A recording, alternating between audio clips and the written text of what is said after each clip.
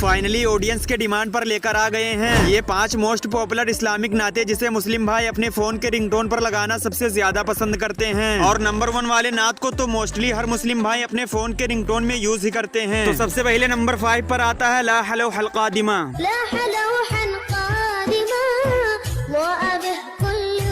Number 4 दिल में इश्के नबी। Number 3 पर है तेरी दुआओं की बदौलत।